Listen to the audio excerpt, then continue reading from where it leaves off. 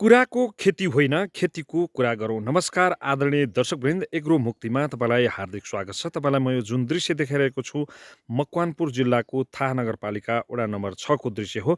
लामो समयसम्म चित्तबुझ्दो गरी भनौँ या पर्याप्त झरी नपर्दा, वर्षा नहुँदाखेरि यहाँका कृषकहरू निकै चिन्तामा थिए र हिजो मात्रै वर्षा भएको छ। चित्त बुझ्दो गरी, भल बग्ने गरी, जमिन गल्ने गरी, माटो भिज्ने गरी चाहिँ वर्षा भएको छ र कृषकहरू निकै उत्साहित भएका छन्।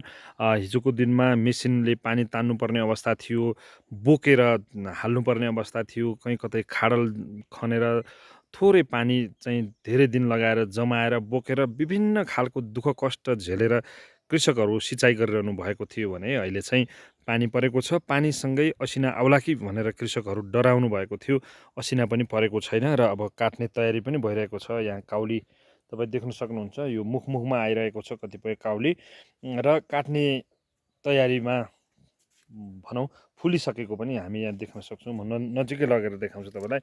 यो काट्ने तयारी भएको काउली हो र समग्रमा यतिखेर पानी परेको कारणले कृषकहरू निकै उत्साहित छन् र पानी परेपछि किरा नलाग्ने हुन्छ भने सिँचाइ गर्ने दुःख पनि हराएको छ र उत्पादन पनि व्यापक रूपमा बढ्ने छ र अलिअलि भएका किराहरू पनि बगाएको छ र हरेक दिन जस्तो चाहिँ सिँचाइमा समय दिनुपर्ने, खटिराख्नुपर्ने, पानी हालिराख्नुपर्ने त्यो दुःख कष्ट चाहिँ हराएको छ, घटेको छ र कृषकहरू यतिखेर निकै उत्साहित भएका छन् र निकै खुसी पनि छन् र जो जति कृषकहरू खनजोत गरेर बिरुवा लगाउने तयारीमा हुनुहुन्थ्यो उहाँहरू पनि निकै खुसी हुनुभएको छ।